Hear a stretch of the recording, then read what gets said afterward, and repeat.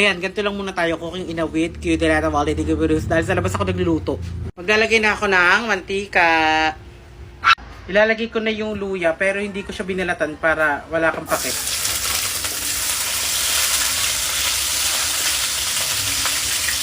Go. So, next na natin yung ano ba ito, bawang. Ay! So, nalagay na natin yung sibuyas. Oh my God.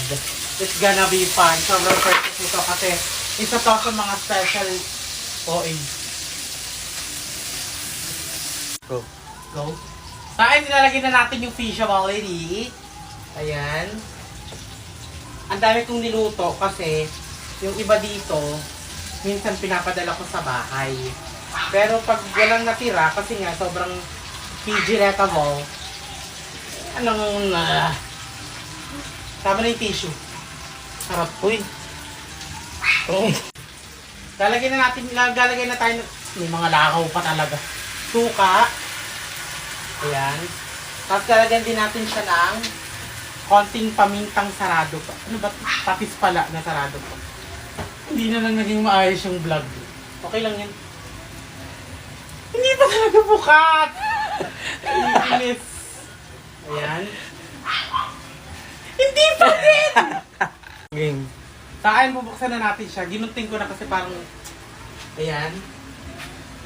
Ilagay lang tayo ng, ito na yung magpapaalat sa kanya ha. Ang dami. Ayan. Sabi po talaga sa vlog. Please stop. Ilalagay ko na rin yung betta fish. Hindi to betta fish. Ito yung pangalawang piga, di ba? Kasi siya yung malamlam. So, ayan. Ito muna yung una natin. Kasi nagagalit na naman yung iba. Bakit hindi? Wala akong pake. Hindi kayo kakain. Ayan. Sinigang na po siya. Grabe, parang palpak. I-update ko na lang kayo pag maganda na itsura. Oh my God! Luto na yung niluto natin kanina sa Cooking in a Mo with QD. Ito na siya. Yes! Mukbang talaga itala holiday gabi. Yeah! So, ayan, meron tayo ditong Riza May Dixon. Oo nga pala, nung nakaraan, kasi nirepost ko yung video. Ang ganda ni Riza May, di ba? Talagang nagdadalaga na siya ng perfect holiday gabi. So, nirepost ko. Sabi ko, ang ganda. Para! Go. Tapos nag-message siya sa akin. Basta nag-message siya, tapos sabi niya kain daw ng maraming Riza May Dizen. Para, give me this. Hindi, let's never. Kakain talaga ng marami kasi sabi niya.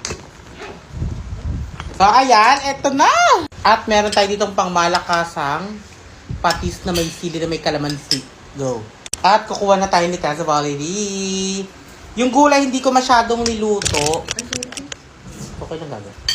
Kasi, wala kang pakialam ah. Para crunch malamang. So, ayan. Grabe, ang sarap.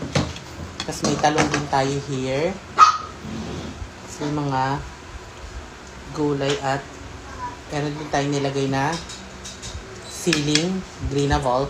Pero nilagyan ko din to ng siling red avol para maanghang. Grabe. Alam niyo lahat ng may gata, favorite ko. Kaya ngayon lumalabas sa notebook, masarap. Hindi. Yes! Kain po tayo, mga amigo, mga amiga. Hindi ganun talaga yung opening. Oh my God, first bite of all. Ito muna yung sabaw.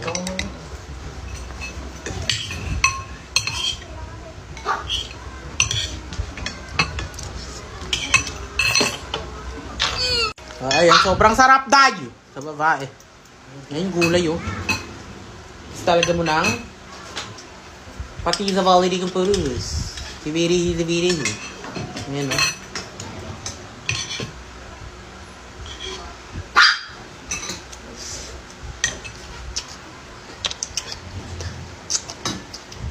Ito na yung pinaka-fishable.